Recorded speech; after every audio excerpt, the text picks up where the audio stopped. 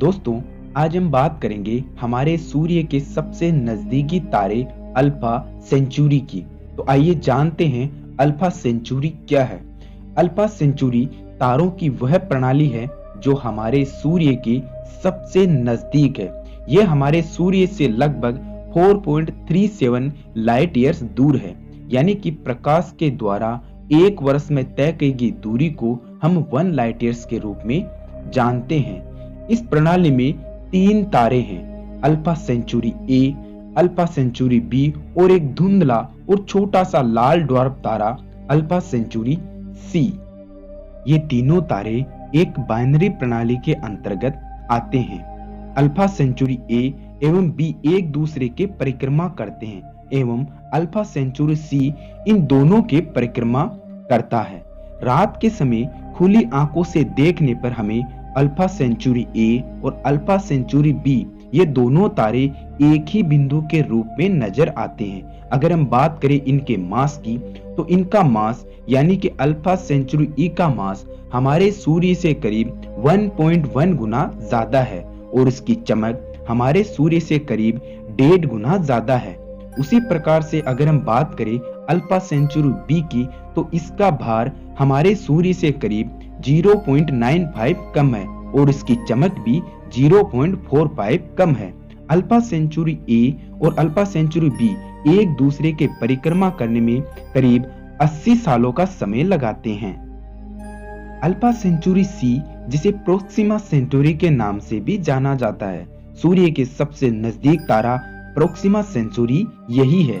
भले ही हम उसे खुली आंखों से नहीं देख सकते, लेकिन अल्फा सेंचुरी ए व बी से यह तारा लगभग 13,000 एस्ट्रोनॉमिकल यूनिट दूर है। आइए अब बात करते हैं अल्फा सेंचुरी के प्रणाली के इतिहास की। अल्फा सेंचुरी तारों की खोज दूसरी सदी में हुई थी। इनके बाइनरी समूह में होने की पुष्टि साल 1689 में जीन रिचर्ड द्वारा की गई थी। बाइनरी प्रणाली के अंतर्गत खोजे जाने वाला यह दूसरा तारा था। साल 1752 में फ्रांस के वैज्ञानिकों ने उस समय के उपकरणों के द्वारा इन तारों के खगोलीय बिंदु का माप लिया था। साल 1834 में जॉन हर्शल ने इन तारों को माइक्रोमेट्रिकल अध्ययन किया तथा 19वीं सदी से लेकर अब तक फोटोग्राफिक प्लेट के हिसाब से इन तारों का माप लिया जाता रहा है। 1926 में अफ्रीकन वैज्ञानिक विलियम फिलिंसन ने इसके परिक्रमा पथ का लगभग सही माप दिया था। प्रोक्सिमा सेंचुरी तारे की खोज काफी सालों बाद लगभग 1915 में फोटोग्राफिक प्लेट की मदद से हुई थी और इसकी खोज स्कॉटिश वैज्ञानिक रॉबर्ट ने की थी। तो आइए अब बात करते हैं इनको अल्फा सेंचुरी ए व बी क्यों कहा जाता है। क्योंकि ये तारे एक दूसरे के परिक्रमा करते हैं, अतः इसीलिए इन्हें अल्फा सेंचुरी ए व बी के नाम से जाना जाता है। इस तारा प्रणाली का अल्फा सेंचुरी ए इसका मुख्य सदस्य है और इसको रेंगल कैंटुरस के नाम से भी जाना जाता है। यह सूर्य से थोड़ा बड़ा एवं ज्यादा चमकीला है और इसका व्यास करीबन हमारे सूर्य से 22 गुना ज्यादा है। रात के समय में दिखने वाले तारों में यह चौथा सबसे चमकीला तारा है। अल्फा सेंचुरी बी को सेकेंडरी तारा माना जाता है। यह सूर्य के 90% भार के बराबर है और अगर हम बात करें इसके व्यास की, तो यह हमारे सूर्य से करीब 14% कम है। अगस्त 2016 के दौरान वैज्ञानिकों ने यह खोजा कि पृथ्वी के आकार का एक ग्रह प्रोक्सिमा सेंचुरी तारा के परिक्रमा कर रहा है, जिसको प्रोक्सिमा बी नाम दिया गया था। यह पृथ्वी के भार से करीब 1.3 गुना ज्यादा है और इसकी सतह बहुत ही ज्यादा पथरीली है। हालांकि टेलीस्कोप के माध्यम से इस ग्रह के बारे में ज्यादा कुछ जानकारी हमें नहीं पता चली, लेकिन नवंबर 2017 में प्रोक्सिमा सेंचुरी की ही परिक्रमा करते हुए एक अन्य ग्रह की खोज हुई, जिसे रोज 128 बी नाम दिया गया। हालांकि अभी शोधकर्ताओं की टीम इसके वातावरण, सतह व वायुमंडल आदि की शोध में लगी हुई है। कई वैज्ञानिकों का यह मानना है कि हो सकता है इस रोज 128 बी नाम के ग्रह पर पृथ्वी जैसा वातावरण हो सकता है, जहां जीवन के लिए सभी अनुकूल परिस्थितियां हो सकती है। तो दोस्तों, आइए अब हम बात करते हैं, अगर हम हमारे सौरमंडल से प्रोक्सिमा सेंटोरी, जो कि हमारा पड़ोसी तारा है, उस तक सबसे तेज चलने वाले विमान से जाएं या स्पेसक्राफ्ट से जाएं तो हमें कितना समय लग सकता है। तो चलिए अब इसके बारे में जानते हैं। दोस्तों, हमें पता है कि प्रोक्सिमा सेंचुरी की दूरी हमारी पृथ्वी से करीब 4.3 प्रकाश वर्ष दूर है। मतलब अगर आप लाइट यानी प्रकाश की गति से भी वहां जाने की कोशिश करें तो हमें करीब 4 साल से भी ज्यादा का समय लगेगा।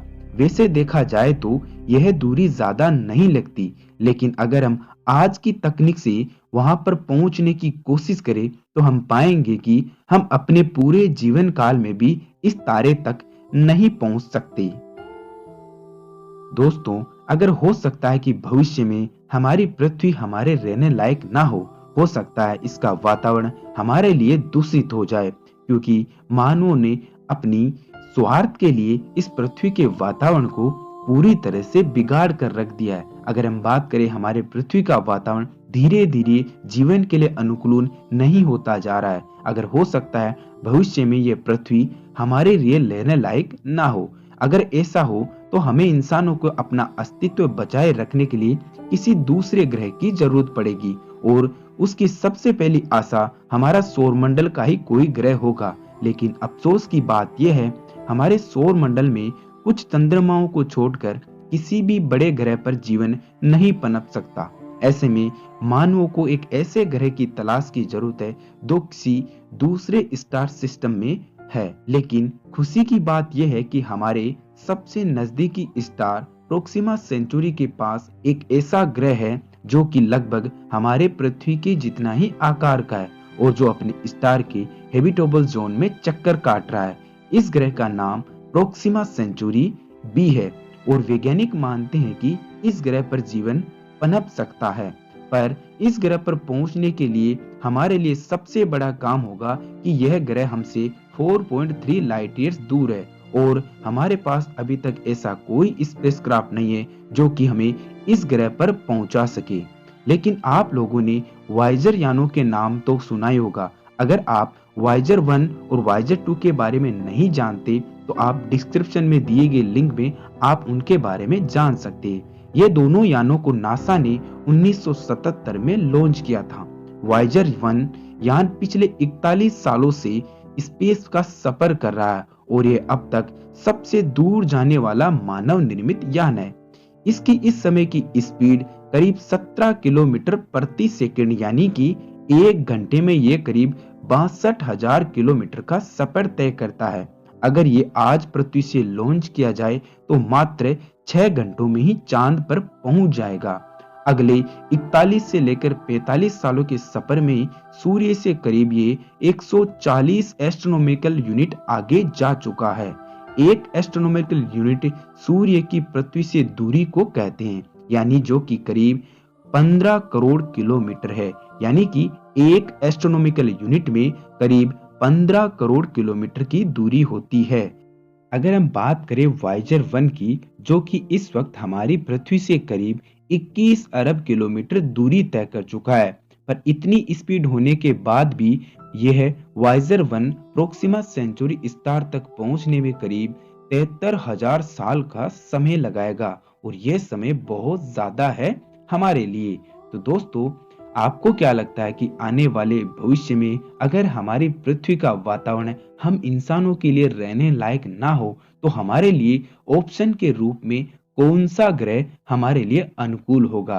दोस्तों, आने वाला वक्त हमारी धरतीवासियों के लिए, यानी इस धरती पर पनप रहे जीवन के लिए बहुत ही खतरनाक है और इसके जिम्मेदार हम खुद इंसान ही है, क्योंकि इंसानों ने अपने स्वार्थ के लिए पृथ्वी के वातावरण को इस तरह से दूषित कर दिया कि इस पृथ्वी का वातावरण लगभग यानी कि हमारे रहने लायक नहीं रहा है और इसका टेम्परेचर लगातार बदल रहा है, जो कि जीवन के लिए हानिकारक है। दोस्तों, इसीलिए हमें अपने वातावरण की, अपनी प्रकृति का ख्याल रखना चाहिए। आज के लिए इतना ही, हमें दीजिए इजाजत। धन्यवाद।